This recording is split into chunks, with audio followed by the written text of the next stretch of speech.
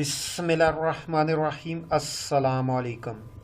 हज़रत अली अलैहिस्सलाम ने इरशाद फरमाया, ये कैसा अच्छा है कि मालदार लोग अल्लाह ताला की खुशनुदी और रज़ामंदी के लिए फ़कीरों की तवाज़ुआ करें, और फ़कीर अल्लाह ताला पर भरोसा करे और उनके हक़ में हुस्न नीयत से काम लें। अल्लाह ताला की रज़ामंदी उसकी अताअत से वाबस्ता और उसकी फरमाबरदारी पर मौकूफ़ है। मोमिन की गैरत सिर्फ़ अल्लाह ताला की खुशनुदी के लिए होती है।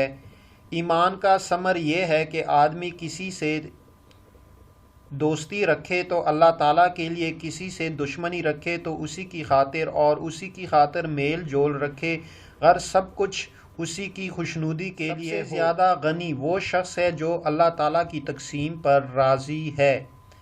अल्लाह ताला की रज़ामंदी तलाश कर उसके गज़ब और नाखुशी से बचा रह और उसके खौफ से अपने दिल को पाल।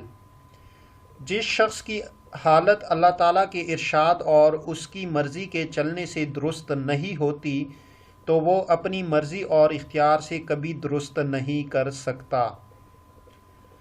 उस शख्स से कौन ज़्यादा नुकसान में है जो अल्लाह ताला की रज़ा व मोहब्बत बेच कर दूसरों की रज़ामंदी व मोहब्बत हासिल करता है, और उस शख्स से कौन ज़्यादा नाकाम हो सकता है जो यकीन को छोड़कर शक व हैरत में पड़ता है।